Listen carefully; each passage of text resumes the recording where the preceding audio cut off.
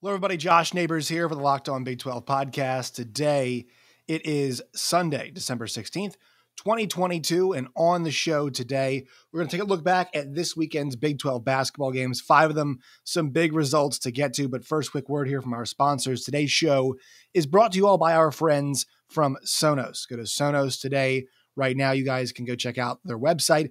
Plenty of sound options for you all for an immersive sound experience. You guys can order it soon. It'll be here for the rest of the NFL playoffs, which I'm actually currently taking a break from to record this show. But make sure you guys check out Sonos. You can just go to the website and check out all of the awesome speakers that they have.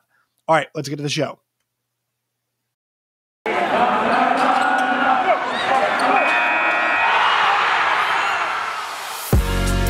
You are Locked On Big 12, your daily podcast on the Big 12 Conference, part of the Locked On Podcast Network, your team every day. Once again, hello, everybody. I am Josh Neighbors here, Locked On Big 12 podcast.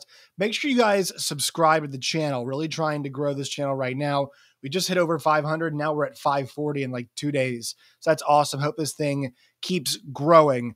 We're talking about all the games from this weekend. And also, I apologize for the lighting. It is snowing outside. So the kind of lighting in my room has become a just kind of this weird, dim, like snowy day type lighting. So I apologize for that. But yeah, so this is going to be a non-specific type deal. Like we're not going to do specific videos for each game. It's just not worth it. I'll have them all together.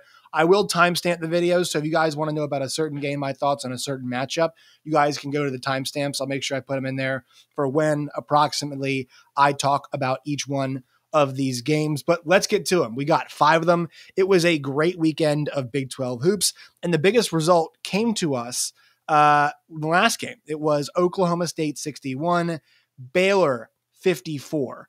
So this is Baylor's second loss. I believe Jeff Goodman had the tweet that was, this is the first number 1 team in the country, not just to lose twice in a week, but to lose twice at home in 1 week. They took the loss earlier in the week to Texas Tech.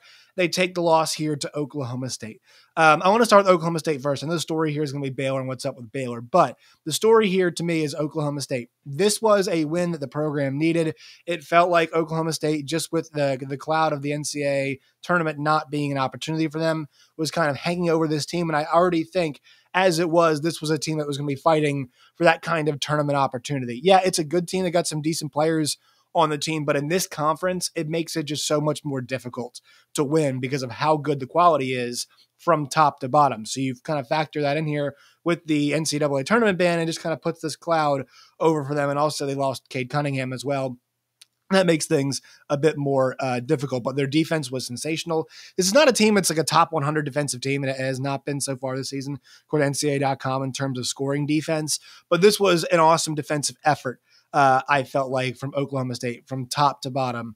And also for them, you know, just being able to go on the road and get this kind of win. They have a nice home win against Texas in the Big 12 conference already, but for them going on the road, they have not gotten one yet. So to notch this one in Waco is a pretty impressive thing to do for Oklahoma State. And once again, wanted to start there. They're 9-7 now. Gets them to their 2 wins are actually against top 20 teams. They beat Texas last week, and then they get Baylor in this one. But, you know, the big talking point, and we got to hit it, is going to be Baylor. This is back-to-back losses for them now, both of them coming at home. And look, here's the thing. This is why the conference schedule is going to be so awesome for them, is it's going to push them. It's going to make them discover things about this team and find itself, because last year, while they were great at defense, the one trump card they had was in shootout-type games. You've got Mitchell, you've got Teague, you've got Butler, you've got Flagler off the bench, you've got Meyer as well, all guys who can grab you a bucket. But now you cut out 3 of those guys, Teague, Mitchell, and Butler, and then you have to elevate the old guys. And look, they've added the Kinjo, LJ Cryer has been really good. Adam Flagler's had a nice start. Matthew Meyer, it's been a tougher season for him. The one thing that was positive for them is they did have the comeback, but they just didn't have enough in the tank. And credit to Oklahoma State for fending them off later in the game. A tough place to do it on the road. I ended up betting Baylor live line at like 9.5. I was like, there's no way they lose this game by more than that. And they got it close, and it felt like there was a point late in the game they were going to take the lead, but they were able to, Oklahoma State was, hold them off. And so I know the questions are going to be asked of Baylor. Now, it was a good defensive effort, I thought predominantly. Oklahoma State's not a team that's going to shoot the three particularly well, but they took pretty good care of the basketball in this game. Baylor's offense is kind of what did them in, but Oklahoma State's defense did them in to a certain extent as well. And I think this is going to be healthy for this Baylor team. We all knew there'd be a moment of growing up, a moment of learning for this group, and it's got national champions littered across the roster, as we've talked about. But now, trying to repeat, trying to defend, and also it's a new team trying to find itself. As much as there's pressure of defending champions, I think the pressure is more in, all right, how does this group reach its ceiling? How does it try to follow up that last year's performance being a new team? And really, they're not going to be able to live up to that team last year. It was just so damn good. I mean, at least I don't think so. It was just such a damn good team.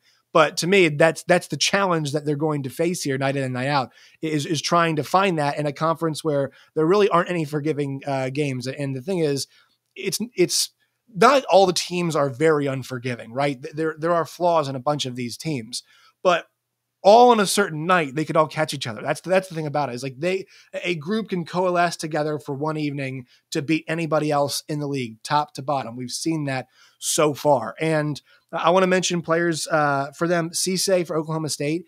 I thought he changed some things last year. If you noticed, Oklahoma State was not a very big team. They did struggle with some interior stuff and trying to keep the ball out of the paint in some situations. Cisse gave him 18 really good minutes. Thought he made a couple awesome defensive plays that got them out into transition, and that was a big key for them. I think they scored 21 points on the fast break for Oklahoma State in this game. Clearly, a big factor for them was getting it out in transition and being able to run. Baylor's an athletic team, but Oklahoma State's got a lot of athletes, and that's where they made a lot of hay in this game. Do I think this is some awful warning sign for Baylor? No, I don't think they're the team that we've seen the last two games, but I think there's somewhere in the middle of this. Actually, I think the Iowa State game would be a pretty good indicator of who they are in their best night. That was a game that last year's Baylor team might have pulled away in. This year, this team didn't, but they ended up getting the win in a really difficult environment. They got a win on the road against Oregon, who we all know now is a really good basketball team. We've seen with the way they've played. They got a 17-point win over Michigan State. So we've seen that quality. And I don't think Baylor's peaked yet. I really don't think Scott Drew believes that. I don't think any of the players believe that. I think it was just pretty surprising that they played as well as they did, as long as they did. So no panic button yet, but a great win for Oklahoma State. Let's see if they can build off it. It's really difficult to build off wins in this league, just due to the nature of the schedule and how many difficult games you have. And a short period of time right now too, with some COVID games getting, replacement games and 3 games happening in a week that we saw at Texas Tech. We'll talk about here in 1 second. All right, quick break, and we'll get to that Texas Tech Kansas State game. But first, a quick word from our sponsors. Today's show is brought to you by Built Bar. Go to Built.com today. That's Built.com, and you guys can check out the variety of Built Bars that they have right now. Tons of flavors, and they're a great part if you're starting a New Year's resolution, you're trying to eat better. Built Bar is a great way to do it. They're good. They're good for you. They could replace a candy bar. Candy bars are very unhealthy for you, generally speaking. These taste like a candy bar and are good for you as well. Once again, promo code LOCK15, LOCKED15, LOCK15, and get 15% off at built.com today. All right, so our next game we're going to talk about here is Kansas State, 61. Excuse me, put it right there. There's boom. Kansas State, 62. Texas Tech, number 19 in the country, 51. Texas Tech is coming off a great little stretch here. It's funny, I was talking the other day to the guys over from Locked On Red Raiders, Locked On Texas Tech, and I had mentioned this. I had said, this is a really good stretch. I wouldn't be surprised they go to Kansas State and lose, because that's just the way this league goes, and they've played 4 games in 7 days, would be the stretch for Texas Tech and has been the stretch for Texas Tech. And I don't think it should mean a whole lot. And, this was a game where the offense was hard to come by. They looked tired. They looked sluggish. And Kansas State took advantage of that. And that's the big story here, is that Kansas State, for them, they've lost this game already in conference 3 times. They have played 3 very close games. The 4th loss they had in conference was to Texas when they were undermanned and they had 7 guys, and they did not have Bruce Weber. And Jeff Haxton, play-by-play man for Kansas State, said this, or excuse me, play-by-play man for Texas Tech, said this. I was listening to the radio and listening to part of the end of this game, was able to watch the end, but he had said, look, this is a cliche, but their record is not a good representation of who they are. This is not last year's Kansas State. They've got playmakers. They've got Nigel Pack. They've got Mike McGurl, we've seen has had pretty nice games. They've got Mark Smith, whose clutch shooting in the end really helped them ice this basketball game. They've got better players. Now, when you stack them up against other teams in the league, no, and they've got to play at a really high level most nights to get wins. But this was another one of those where it was not a pretty game. It was a relatively ugly back and forth contest because Kansas State took the lead early. Texas Tech answered back, got it up to 8, I think, especially there towards the end of the first half. A good run from the Red Raiders. But Kansas State battled back and took that lead and outscored Texas Tech by 13 in the second half, made their free throws down the stretch, made their threes like I talked about. 9 for 26 is not a great night, but for them, shooting 35% is going to be good enough in this game. And also, too, they're able to overcome their 16 turnovers by forcing more. They forced 18 the other way. And the big thing for them, too, was they had bench scoring. Last year, it felt like they weren't a very deep team, Kansas State. Well, in this game, they did a good job off the bench. They end up getting 20-plus points from there. So, a third of your points coming from guys off the bench. It's not something that we've needed. They overcame a bad night from Nigel Pack, who, to me, is their best player. So, being able to overcome that and get a win for them, I think, is pretty key. And they needed this. Kansas State needed this win much more than Texas Tech needed. Texas Tech just needs a breather. That's what those guys need. They've been up and down. And this, if you wanted to go kind of full analyst mode, you could say, look, this is kind of an example of things that Texas Tech has to work on, has to watch out for, is the fact that they can go cold some nights. They shot 40% from the floor. They shot 24, and this is me rounding up, 24 from 3. Bryson Williams had a really good game, though. He scored 20 points, and he has been just constantly pretty good for him. Only 8 points off the bench. They're trying to get TJ Shannon back. He was in some foul trouble. He's recovering from the injury. They're trying to get him back out there with the back. Kevin McCullough, I think, still is too. He's out there. It doesn't feel like he's at full systems go. He was 3 for 9 in this game and had 5 turnovers, 4 personal fouls. Not a very characteristic game from him. So I think for Texas Tech, this is not to take away from Kansas State, but you just say, look, after the stretch they had, we know what they're capable of. The offense is obviously something we have to watch, but let's not judge them fully until we get TJ Shannon back. Until they have Terry Shannon back, I'm not sure this is a team that we can judge, because I want to see what happens if they can get Bryson Williams and Kevin McCullough and TJ Shannon, all of those guys going.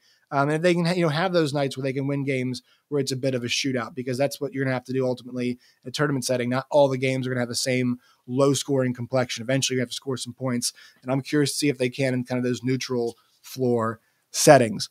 All right, my favorite performance from this past weekend was Iowa State against Texas. A 79-70 win. It was all over Iowa State in this game as the home team. They were actually like a 1.5, 2-point dog, which was really nice. They can score. They can flat out score. Gabe Kalsher in this game had 22 points. He was 6 from 12 from 3. They were able to absorb a bad night from Isaiah Brockington, which all these good teams have to do that, right? I mean, if you're a good to great team, how do you do when your leading guy, when your front man is not performing well enough? Is that going to sink you? Or can you find other ways against really good opponents to get victories? And they did. They found other guys in this game. They shot the lights out. They did 2 things very well against Texas. They shot the lights out. Generally speaking, when you shoot 57% from the floor and 44 from 3, it's a very good evening. They also forced 20 turnovers. Now, they turned over the ball 14 times themselves, but they forced 20 turnovers. And Texas actually didn't shoot horribly. When you shoot 46% from the floor, 36 from 3, and you go 14 of 18 from the line, so pretty decent numbers. But, and this is why I say a lot about basketball, oftentimes it's a math numbers game, all right? That's how this thing works. If you shoot that well from the floor and you turn the ball over that many times, it's tough to win, because if you gave yourself an extra 10 possessions, maybe you make an extra 4 to 5 shots. And in those 4 to 5 shots, you net X many points. You would have been either in this game or winning this game. 20 turnovers cannot happen for Texas. And this is what we're trying to figure out. They're a good basketball team. They've got so many talented, good pieces, but trying to get it all together for Texas is the key. And the fact that, Iowa State was able to basically say, look, you can have a nice offensive game in terms of the shooting numbers. We're going to turn you over. We're going to make things happen. We're going to have a really nice shooting night.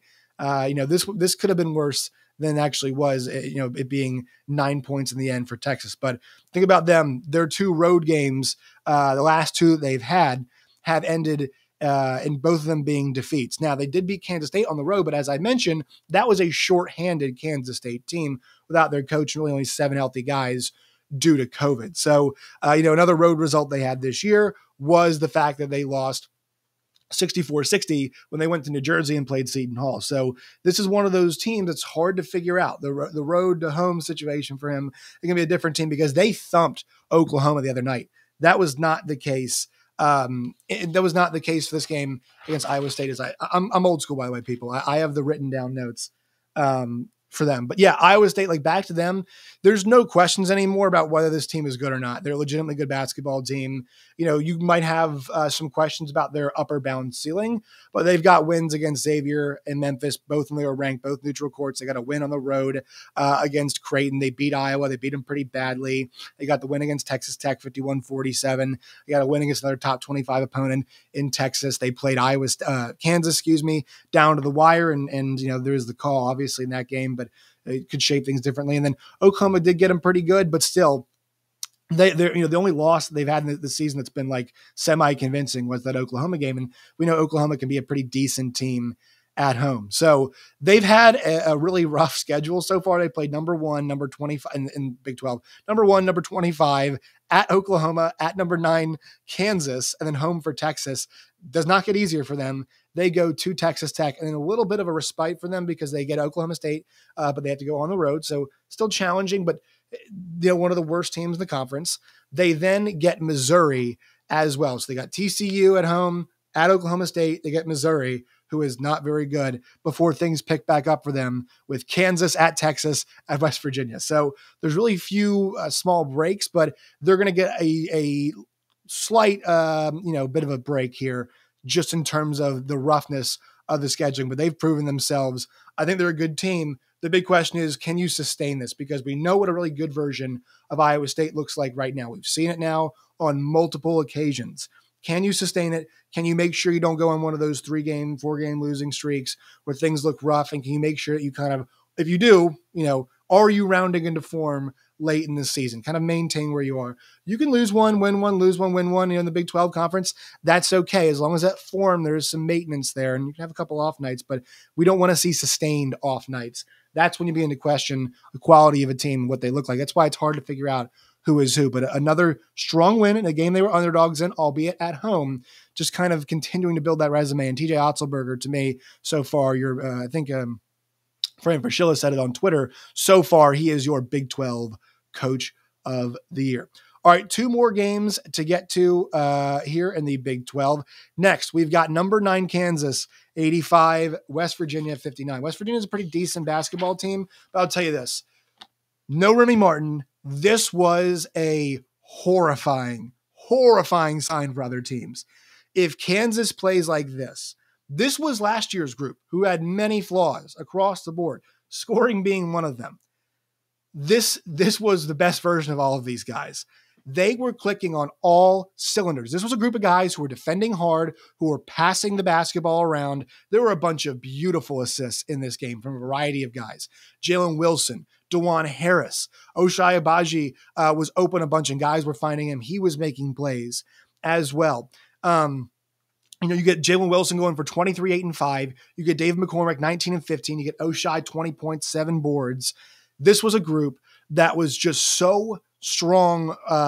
Early in the game, they had some issues, but then they put the Jets on and David McCormick got the wake-up call with Mitch Lightfoot playing some in his spot. He has clearly responded. They knew that was an advantage they would have in this game. Size for them, for sure, is going to be an advantage against West Virginia. They do have some guys who are athletic, but McCormick's a player who should be playing up to this quality. And Kansas shoots 51% from the floor, 38 from 3. Didn't get to the line a ton. In West Virginia, they shot 27% from the floor, 22 from 3, but they got to the line 28 times and made 21 of them. That's what kind of kept them relatively close in this game. But Kansas's defense, and then they're also just the beautiful team offense, because the last time we saw this group in particular out there together, just getting bushwhacked by USC.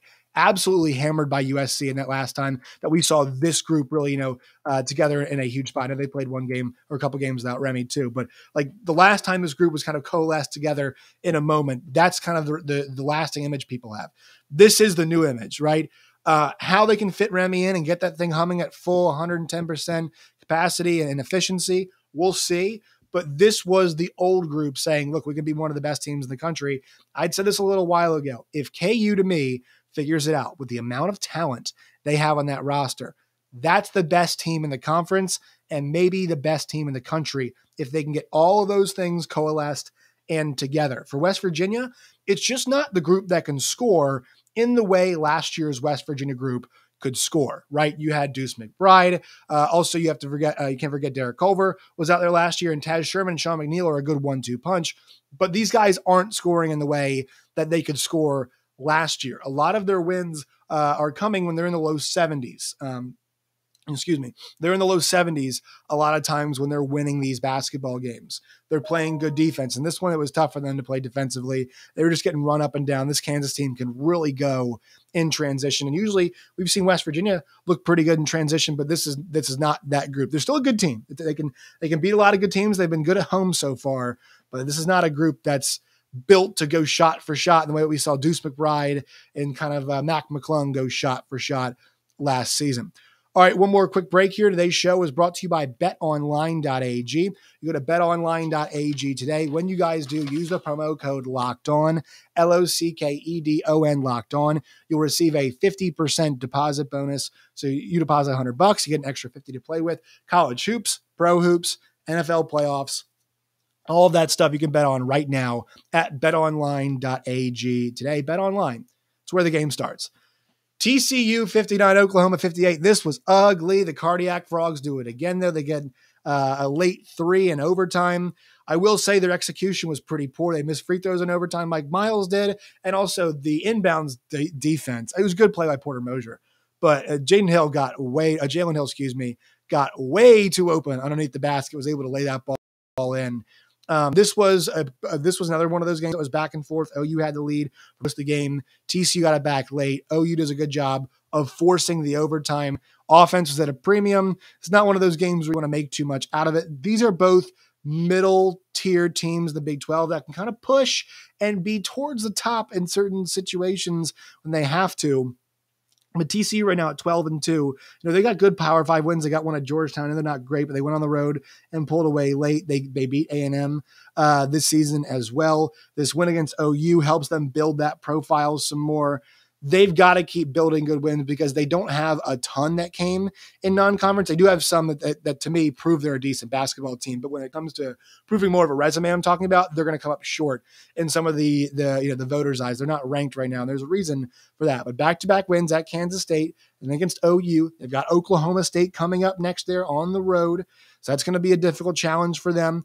Then 3 days later, they've got Iowa State on the road, and then they're back home against Texas, and they have LSU. So they've got some difficult games coming up, but also some opportunities to rack up quality wins for them. Oklahoma, this is another one of those games that was a low-scoring, affair. I feel like if they had Davion Harmon, this team's a lot different. I think he should be back there, but because they've got Gibson who can score, they've got Harkless who can score. I don't think Jordan Goldwire is a really good scorer, but if you said you got a Davion Harmon there as a scorer on the wing, be much more effective team. I lament the fact that he left. That is the modern day that we have. It just sucks that he was on the team at one point as well. This was another difficult performance for one Tanner Grove. 6 points, 5 turnovers, 3 for 10 shooting. Did get 10 rebounds, but he's had back-to-back very difficult nights. OU goes 5 for 22 from 3 and only shoots 5 free throws. So this was a kind of a slog back and forth. But to me, Oklahoma is a good team. It feels like maybe, even without Lon Kruger, they're still going to do that thing where they're a borderline NCAA tournament team. But big games coming up for them. KU and Baylor at home. If you can get a split there, you feel like you're back on track somewhat, because if you lose both those games, you're going to be 13-7, which isn't too bad, but I think you'll end up being, what is it right now in the Big 12? They're 2-3. So if you go down to 2-5, It's kind of an uphill climb. You need to get yourself roughly around 500 of thinking about the tournament.